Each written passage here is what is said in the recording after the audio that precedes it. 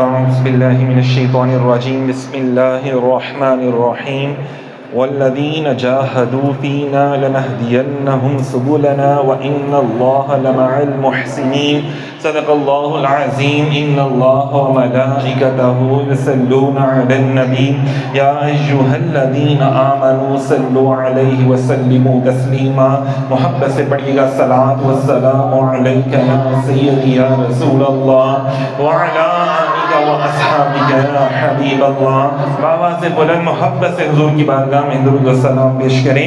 الصلاۃ والسلام علیک یا سیدی یا رسول اللہ آلِکَ وَأَصْحَابِكَ یا رحمة للعالمین یا خاتم النبیین یا شفیع المذنبین.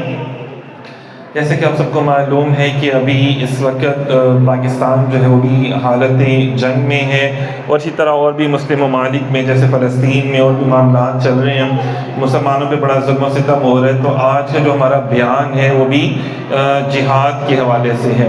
اور ہم لوگ کیا کر سکتے ہیں؟ جہاد جو ہے وہ ظاہری بات ہے جو پاورفل لوگ ہیں اور جن کے پاس یہ پلیٹ فارم موجود ہے آرمی کا، اس طرح وہ لوگ جا کے کر سکتے ہیں نا اس دور میں. تو ہم ہر عام بندہ تو نہیں کر سکتا.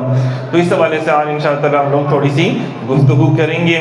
تو آپ سب سے گزارش ہے کہ یہ جو کلپ ہے نا، یہ جو ویڈیو ہے اور یہ بیان جو ہے وہ آپ سب ضرور سنیں اور آگے بھی لوگوں تک ضرور پہنچائیں، تاکہ ہر ایک جان سکے کہ ہم جو ہے وہ اس میں کیسے شریک ہو سکتے ہیں اور ہم کیسے بری باتوں سے بھی بچ سکتے ہیں. تو میں نے بھی آپ کے سامنے سورہ عنکبوت کی آیت نمبر 69 پڑھی کہ اللہ تعالیٰ فرماتے ہیں جن لوگوں نے ہماری راہ میں جہاد کیا یقیناً ہم نے انہیں اپنا راستہ دکھایا. یقیناً ہم نے ان کو اپنا راستہ دکھایا. دیکھیے کتنی بڑی بات ہے کہ جو اللہ تعالیٰ کی رضا حاصل کرنے کے لیے، دین اسلام کی سربلندی کے لیے، اللہ اس کے رسول کے حکم کے لیے جہاد کرتا ہے، جنگ لڑتا ہے اللہ تعالیٰ کی راہ میں جا کر، تو پھر اللہ تعالیٰ اس کو رتبے بھی بہت زیادہ، جو غازی ہوتے ہیں ان کو بھی، جو شہید ہو جاتے ہیں اللہ تعالیٰ ان کو بھی بلند رتبے عطا فرماتا ہے. قرآن پاک میں جو شہید ہوتے ہیں نا، تو شہید ہوتے ساتھ ہی پہلا خون کا قطرہ گرنے سے پہلے اللہ اس کو جنت میں اس کا مقام عطا فرما دیتے ہیں. اور شہیدوں کی جو روحیں ہیں نا، وہ سبز پرندوں کی صورت میں وہ جنت میں اڑتے ہیں ماشاءاللہ سے. اور یہ اللہ تعالیٰ کا خاص کرم اللہ تعالیٰ ان کو عطا فرماتا ہے. تو اسی طرح قرآن پاک میں، اسی طرح حدیث رسول صلی اللہ علیہ وسلم میں بھی فرمایا گیا کہ بھئی اول تو مسلمانوں کو چاہیے کہ وہ جنگ سے دور رہیں، خود جا کے کسی سے نہ لڑیں، نا جنگ نہ کریں. ہاں لیکن اگر ان کے اوپر مسلط کر دی جائے جنگ، تو پھر ان کو بھی پیچھے نہیں ہٹنا چاہیے. آپ کو پتہ ہے کہ رسول اللہ صلی اللہ علیہ وسلم کے دور اقدس میں کتنی جنگیں لڑی گئیں؟ پتہ ہے کسی کو؟ حضور علیہ الصلوۃ والسلام کے دور اقدس میں کتنی جنگیں لڑی گئیں؟ تقریباً 26 یا 27 غزوات. غزوہ کہتے ہیں جس میں نبی پاک صلی اللہ علیہ وسلم ظاہری طور پہ خود موجود ہوں، خود آپ سپہ سالار بن جائیں اور لوگوں کی فوج کی کمان آپ کے ہاتھ میں، اور آپ خود ان کو جو ہے وہ گائیڈ کر رہے ہوں، تو وہ غزوہ کہلایا جاتا ہے. اور اس کے علاوہ جو جنگیں ہوئیں جس میں صحابہ کرام خود گئے یا حضور صلی اللہ علیہ وسلم نے کسی نہ کسی صحابی کو جو ہے وہ سپہ سالار بنا کے بھیجا، تو اگر ساری ٹوٹل کی جائے تو یہ بہت زیادہ بن جاتی ہیں. اب اندازہ کریں حضور صلی اللہ علیہ وسلم کے دور اقدس میں کوئی مطلب ہر مہینے کے بعد اگر اندازہ کریں تو جنگ ہو رہی ہے. آخری جو 10 سال ہیں نبوت کے، اعلان نبوت کے بعد کے حوالے سے دیکھا جائے، مکہ کے بعد جب مدینہ پاک سرکار تشریف لے آئے تو تقریباً دیکھیں کتنی زیادہ جنگیں آ رہی ہیں نا. صحابہ کرام بھی، حضور صلی اللہ علیہ وسلم بھی جا کے جنگ لڑے. فرمایا جو سکون جو ہے نا، وہ راحت جو ہے نا، جو اللہ نے رزق بھی جو ہے نا وہ تلواروں کے سائے میں رکھا ہے. یہ کتنی بڑی بات ہے، عزت کا رزق ہے نا، تو وہ تلواروں کے سائے میں ہی ملتا ہے. جب ہم لوگوں نے مسلمانوں نے چھوڑ دیا تو پھر کیا ہوا؟ آج دیکھیں کہ پورے دنیا میں مسلمانوں پر ظلم و ستم ہو رہا ہے. جب تک مسلمانوں نے تلوار اور قرآن دونوں کو تھاما تو اللہ تعالیٰ نے ان کو آسانیاں بھی دی، فتح بھی دی، حکمرانی بھی عطا فرمائی. اور جب مسلمانوں نے قرآن اور تلوار دونوں کو چھوڑ دیا اور اللہ اس کے رسول پر یقین کرنا چھوڑ دیا، ظاہری اسباب پر یقین کرنا شروع کر دیا، تو پھر کیا ہوا؟ ان کے معاملات خراب ہونا شروع ہو گئی. قرآن پاک کی میں آپ کو بات بتاؤں کہ جب غزوہ بدر ہوئی تو مسلمانوں کا ٹوٹل یقین جو تھا نا وہ حضور صلی اللہ علیہ وسلم کی ذات اقدس پر تھا. تو کیا ہوا؟ اور انبیاء کرام جب جہاد پہ جاتے تھے، کوئی معاملات ہوتے تھے، دیکھیں ایک فرشتہ آیا، جبرائیل آئے، لوگوں نے بے ادبی کی، اللہ تعالیٰ نے ایک فرشتے کو بھیجا، ایک فرشتے نے لوط علیہ السلام کے پورے شہر کو الٹا دیا، ایک فرشتہ کافی تھا۔ اسی طرح اور قوموں کے اوپر عذاب آئے، ایک چیخ آئی، ایک فرشتہ آیا، اس نے ایک چیخ ماری تو پورا شہر کا شہر تہس نہس ہو گیا، ختم ہو گیا۔ لیکن جب حضور علیہ السلام کی شان بتانا مقصود تھی نا، آپ کی بات جب آئی تو اللہ تعالیٰ نے فرمایا پہلے 1000، پھر 2، پھر 3000، یہاں تک کہ 5000 ملائکہ کی فوج اللہ تعالیٰ نے غزوہ بدر میں حضور کے لیے نازل فرمائی۔ اندازہ کریں، صحابہ فرماتے ہیں کہ ہم مارنے کے لیے جس کو جاتے تھے نا تو اس کو پیچھے سے کوئی مار دیتا تھا اس کو، اور وہ مارنے والا بھی نظر نہیں آ رہا ہوتا تھا۔ تو یہ دیکھیں جب صحابہ حضور صلی اللہ علیہ وسلم کے اوپر جان نچھاور کرنے کے لیے تیار تھے اس وقت، تو یہ معاملات ہیں۔ لیکن ایسا بھی غزوہ آیا، غزوہ احد، یا اور ایسا غزوہ آیا کہ جب صحابہ کرام نے، چند صحابہ کرام نے، جب انہوں نے دیکھا کہ یار آج تو ہماری طاقت بہت زیادہ ہے، آج تو ہمارے پاس اسباب ہیں، تو کیا ہوا کہ اللہ تعالیٰ نے فرمایا نہیں، اسباب کے اوپر یقین نہیں کرنا، آپ نے اپنی طاقت کے اوپر یقین نہیں کرنا، یقین کرنا ہے تو اللہ رب العزت کی ذات پر یقین کرنا ہے۔ پھر کیا ہوا کہ تھوڑی سی جو ہے وہ مسلمانوں کو ہزیمت کا سامنا اٹھانا پڑا، تھوڑا سا نقصان بھی ہوا۔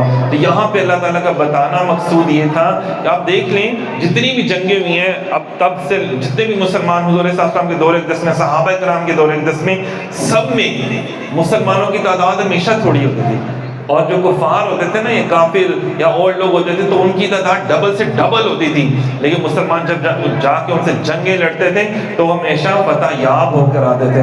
تو تعداد کی کمی بیشی سے نہیں مسلمان جیتتا یا ہارتا، وہ اللہ کی رحمت اور اللہ کی مدد جو ہوتی ہے جب نازل ہو جاتی ہے، پھر سارے معاملات جو ہیں وہ آسانی کی طرف آ جاتے ہیں، مہربانی ہو جاتی ہے۔ دیکھ لینا 65 کی جنگ میں بھی جب ہوئی تو انڈیا کی فوج کی تعداد زیادہ تب بھی تھی، انڈیا کی فوج کی تعداد آج بھی زیادہ، لیکن اللہ تعالیٰ نے تب بھی مسلمانوں کو فتح عطا فرمائی۔ اور آج بھی اگر ہم جو ہے اپنے ہمارے ماشاءاللہ جو فوج پاکستان جو لڑ رہے ہیں، اگر آج بھی ہم ان کے ساتھ کھڑے ہوں اور دعائیں کریں اللہ تعالیٰ کے حضور کہ اللہ تعالیٰ ہماری قوم کو فتح عطا فرما، اور ہماری سے جو غلطیاں کوتاہیاں یا خطائیں ہوئی ہیں تو اللہ تعالیٰ آپ ان کو معاف فرما دیں گے۔ اللہ تعالیٰ فرماتے ہیں جب کسی قوم کی خطائیں، غلطیاں، گناہ زیادہ ہو جاتے ہیں، وہ توبہ استغفار سے کام نہیں لیتے تو پھر اللہ تعالیٰ ان کو تھوڑا جن چھوڑتے ہیں، وہ دیکھو ذرا سنبھل کے ذرا۔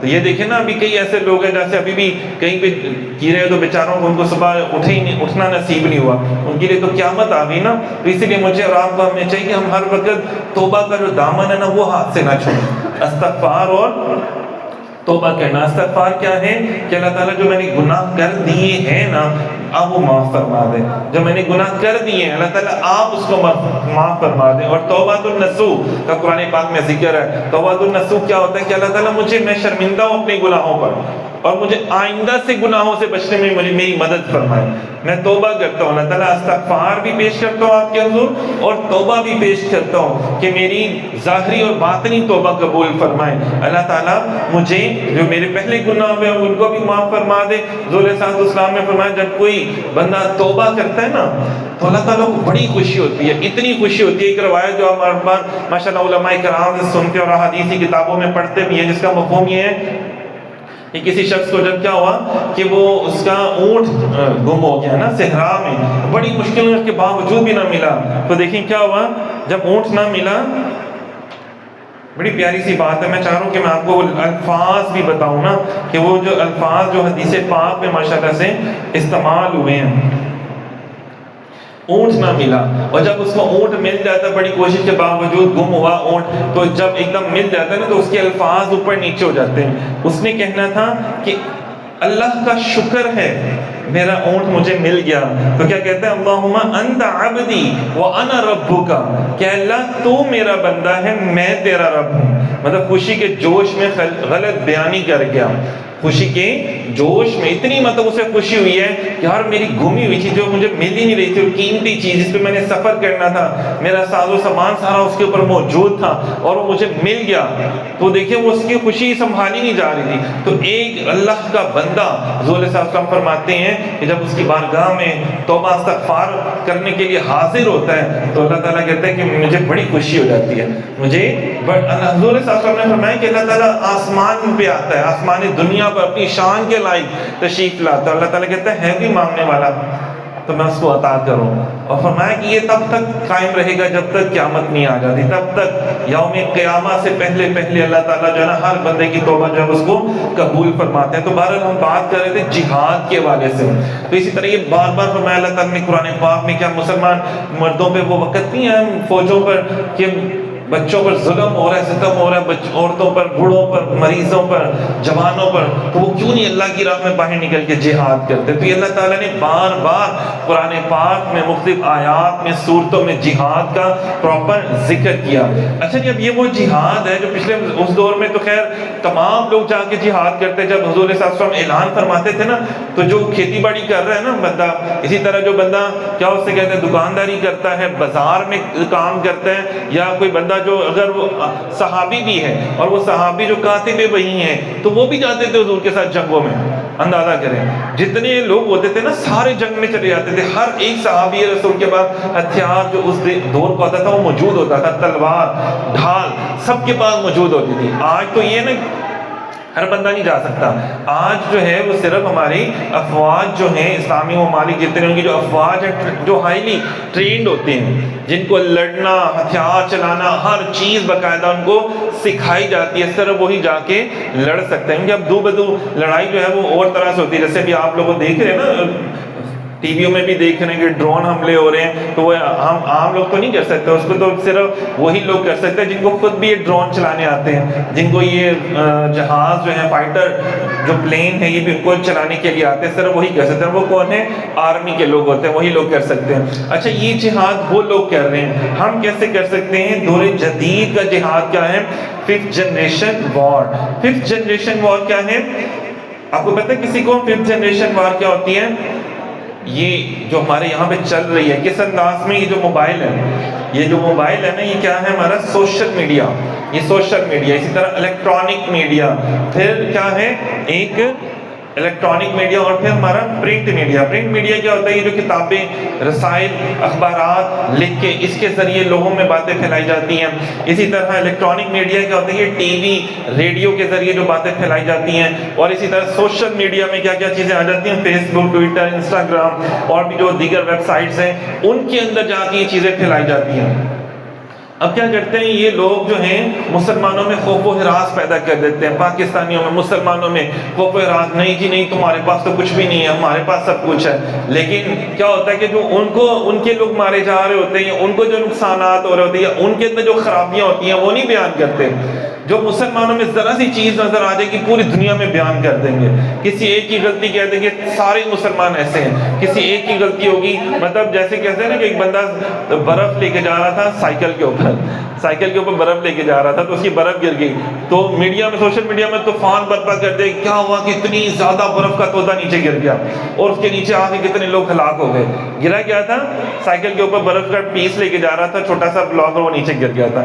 نہ کوئی مرا، نہ کوئی فوت ہوا. کیا ہوا؟ زیادہ سے زیادہ برف ضائع ہوئی، لیکن رائی کا پہاڑ بنا دیا. یہ سوشل میڈیا میں یہی ہوتا ہے کہ یہ ختم نبوت کو لے کر، امت مسلمان کو لے کر، پاکستان کو لے کر اتنا برا بھلا کہتے ہیں اور ہمارے لوگ بھی پھر اس کے پیچھے چلے جاتے ہیں. اندازہ کریں اب وہ اتنی اپنی ایجادات جو ہیں جو ان کے سائنسدانوں نے کی ہیں وہ تو بیان کر رہے ہوتے ہیں، لیکن ان کے جو سائنسدانوں نے، آپ کو پتہ ہے سب سے پہلے جب یورپ جو تھا وہ اندھیروں میں گم تھا، جہالت کے اندھیروں میں گم تھا، تو سب سے زیادہ جو ریسرچ کی ہے، تحقیق کی ہے، وہ مسلمان سائنسدانوں نے کیا. اب انہوں نے کیا کیا کہ اپنی کتابوں سے مسلمان سائنسدانوں کے نام ہی تبدیل کر دیا، ان کو انگریزوں کے نام لکھ دیا. البیرونی، جابر بن حیان، ابن الحسم، کتنے ہمارے جو تھے نا وہ سائنٹسٹ تھے، ان سب کی جو کتابیں لکھی ہوئی اپنے نام سے چھاپ دی ان لوگوں نے. اندازہ کر لیں. تو انہوں نے کیا کیا؟ پرنٹ میڈیا وار کر لی، مسلمانوں کے ساتھ جنگ کی. اس انداز میں انہوں نے جنگ کی. تو ہم کیسے کر سکتے ہیں؟ ہمارے ہاتھوں میں بھی موبائل ہے، ہمارے بچیوں کے ہاتھوں میں موبائل ہے، جو اسکول، کالج، یونیورسٹی پڑھنے والے، مدارس میں پڑھنے والے، آپ لوگوں کو چاہیے کہ جب کوئی ایسی بات وہاں پہ فضول سی باتیں کریں، مسلمان کے خلاف کوئی باتیں کریں، اسلام کے خلاف کوئی باتیں کریں، تو پہلے اہل علم کے پاس جا کے تصدیق کر لیا کرے. ہم نے ابھی پیچھے بیان کیا تھا کہ سورہ فرقان کی آیت میں ہے کیا کہ عباد الرحمن اللہ کی نیک بندوں کی نشانی بتائی گئی ہے کہ وہ ایویں نہیں ہر بات سنی سنائی افواہوں پر یقین کر لیتے ہیں. مطلب سوشل میڈیا الیکٹرانک میڈیا پہ کچھ بھی دکھایا گیا تو ہم یقین کر لیتے ہیں. کوئی پلمبر کوئی انجینئر کوئی بھی بکواس کر رہا ہو تو ہم اس کی بات پہ فوراً یقین کر لیتے ہیں. نہیں یارو، پڑھ تو آیت قرآن رہا ہے نا، پڑھ تو حدیث پاک رہا ہے نا، ایسا بات تو کچھ بھی نہیں ہے.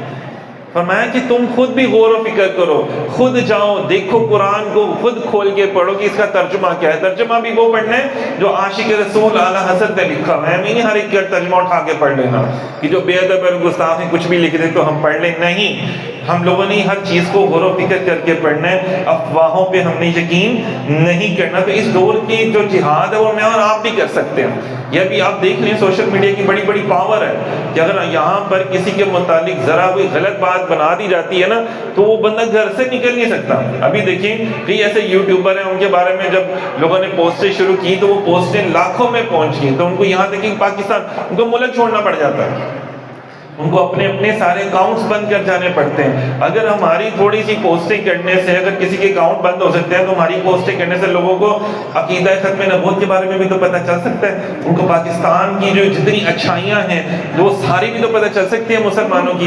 آپ دیکھیں انڈین جو ہے وہ مسلمانوں کو کیسا دکھا رہے ہوتے ہیں. جو ان کی موویز میں دیکھ لیں سب سے برا اور گھٹیا کام کون کر رہا ہے؟ بھائی جان کر رہے ہیں. کون کہہ رہا ہے ارے بھائی نے کیا یہ؟ بھائی کون سے بھائی نے کیا؟ یہ مسلمان، مطلب مسلمان بھائی لوگ جو ہے نا انہوں نے سارے مسلمانوں نے یہ کام کیے. جب ہم اپنے ملک میں دیکھتے ہیں ہمیں تو ایسا کوئی نظر نہیں آتا کہ ہر مسلمان جناب 24 گھنٹے جو ہے وہ رومال پہن کے پھر رہا ہے. ہر بندہ جناب 24 گھنٹے ہاتھ پر رائفل لے کے پھر رہا ہے، بندوق لے کے پھر رہا ہے. مطلب ہماری بھی اتنی ایج ہو گئی، آپ لوگ بھی بیٹھے ہیں ماشاءاللہ سے، ہم نے تو کبھی کوئی نہیں دیکھا سوائے آرمی کے کسی کو ویپن لے کے پھرتے ہوئے اپنی زندگی میں. ابھی تک تو ہم نے اپنے شہروں میں علاقوں میں الحمدللہ پورا پاکستان پھیرے، ہم نے تو کبھی کہیں نہیں دیکھا. پولیس والوں کے پاس بھی صرف وہ لوگ جو خاص فورسز ہوتے ہیں، فورسز ہوتی ہیں لیڈ فورس یا اور اس طرح، ان کے پاس ہوتے ہیں. عام پولیس والے کے پاس بھی ہتھیار کوئی نہیں ہوتا. عوام کے پاس تو پھر بڑی دور کی بات ہے. چیدہ کوئی ہوں گے کسی کے پاس جو گارڈز جنہوں نے پرائیویٹلی رکھے ہوتے ہیں، اس کے بھی لائسنس ہوتے ہیں. تو ہر ایک کے پاس کوئی ویپن کوئی ہتھیار کوئی نہیں ہوتا. لیکن دیکھیے ہر جگہ پہ مسلمانوں کو غلط دکھا رہا ہوتا ہے کہ جناب مسلمانوں پاکستان میں مسلمانوں میں تو تعلیم نہیں دی جاتی. ہمارے میں تو یہ پروپیگنڈا کیا جاتا ہے نا، یہ ملاولا کو انہوں نے لے کے پروپیگنڈا کیا جی عورتوں کی تعلیم کے خلاف. حالانکہ جتنا پاکستان میں یونیورسٹیاں بھری ہوئی ہیں، مدارس بھرے ہوئے ہیں، اتنی ڈاکٹرز ہیں ہمارے یہاں پہ، لیڈیز ڈاکٹرز ہیں اتنی زیادہ. اگر منع ہوتا تو کوئی ایک لیڈی ڈاکٹر بھی دکھاتے پھر آپ اندازہ کریں. تو اتنی لیڈی ڈاکٹرز ہیں، اتنی خواتین ہماری آرمی میں ہیں، اتنی زیادہ خواتین جو ہے وہ آئی ٹی کے شعبے میں کام کر رہی ہیں. ہماری اتنی زیادہ خواتین جو ہے ماشاءاللہ اسکول میں جو پڑھا رہی ہیں، کتنی کالجز میں انجینئرز ہیں، سافٹ ویئر انجینئرز ہیں، کتنی خواتین ہیں جو کتنے کام کر رہے ہیں. اب تو خیر سپورٹس کے شعبے میں بھی کتنی زیادہ بے شمار خواتین موجود ہیں. تو ہم لوگ خود ماشاءاللہ جو ہمارا ادارہ ہے یہاں پہ کتنی خواتین پڑھتی بھی ہیں، پڑھا بھی رہی ہیں. اسی طرح اور کتنی جو ہماری برانچز ہیں وہاں پر بھی کتنی خواتین پڑھا رہی ہیں. تو معلوم ہوا ہمارے اسلام میں تو ہے کہ مرد اور عورت دونوں کو علم حاصل کرو. تو یہ دیکھیں نا کہ کتنا پروپیگنڈا کر دیا جاتا ہے. اور اسی طرح اور کتنی ایسی باتیں ہیں جو اسلام کے حوالے سے لے کر اس کو غلط ریپرزینٹ کیا جاتا ہے، جبکہ ایسا کچھ بھی نہیں ہوتا. تو آپ سب سننے والوں دیکھنے والوں کو بھی آپ سب کو بھی گزارش ہے کہ یہ ساری چیزیں غور کیا کریں، دیکھا کریں. اور جو کوئی غلط بات کر رہے ہیں تو اس کا منہ توڑ جواب بھی اگر آپ دیتے ہیں تو وہ بھی جہاد میں شامل ہو جائے گا کہ آپ نے بھی چلو اپنا کوئی حصہ ڈالا. جیسے ان کے غلط بیانیے کو آپ نے عام نہیں کیا بلکہ آپ نے اس کو ڈیلیٹ کرنا. اس کو جو غلط بیانیاں ہو جو اسلام اور پاکستان کے خلاف ہو آپ نے اس کو ڈیلیٹ مارنا، بلاک کرنا ہے اس کا بلکہ جس کہتے ہیں نا کہ اس کو بلاک کر دینا. آپ نے ہمیں دیکھنے نہیں کہ نہیں بھائی ہم کیوں دیکھیں ایسے. جب ہم ایسے کریں گے تو وہ ہے نا ہم بھی کیا کرتے ہیں چسکے لیتے جاتے ہیں، دیکھی جاتے ہیں اور آگے لوگوں کو شیئر کری جاتے ہیں، ان کے ویوز بڑھائی جاتے ہیں. تو ہم نے ایسا نہیں کرنا. کوشش کریں اچھے علماء کرام بزرگ ان کو سنا کریں، ان کے ویوز بڑھیں تاکہ جب ویوز بڑھتے ہیں تو وہ چیز زیادہ لوگوں تک جاتی ہے اور زیادہ لوگ تو اللہ اور اس کے رسول کا پیغام زیادہ سے زیادہ لوگوں تک پہنچنا چاہیے. تو یہ جو ففتھ جنریشن میں آ رہا ہے یہ آپ گھر بیٹھ کے بھی کر سکتے ہیں. جس طرح ہم لوگ یہ کر رہے ہیں سوشل میڈیا کے ذریعے ویڈیو بنا کے ہم لوگ یوٹیوب پہ اپنے اور چینلز پہ ڈالتے ہیں. سوشل میڈیا پلیٹ فارم ہے تو کتنے لوگ اس کو سنتے ہیں اور ان کو اصل اور حقیقت کے بارے میں بھی پتہ چل جاتا ہے. بس دعا کرتے اللہ تعالیٰ مجھے آپ کو ہم سب کو قرآن و سنت پر عمل کرنے کی توفیق عطا فرمائے, اور اللہ تعالیٰ ہمارے ملک پاکستان کی حفاظت فرمائے, اور پوری دنیا میں جہاں جہاں مسلمانوں پر ظلم و ستم ہو رہا ہے اللہ تعالیٰ ان کی بھی حفاظت فرمائے. تمام مجاہدین اسلام کی اور جو مسلم افواج ہیں اللہ تعالیٰ ان کی مدد فرمائے, ان کو توفیق عطا فرمائے کہ وہ بھی جو مسلمانوں کے دشمن ہیں ان کو اچھے سے جواب دے سکے. بہت شکریہ, جزاک اللہ خیر.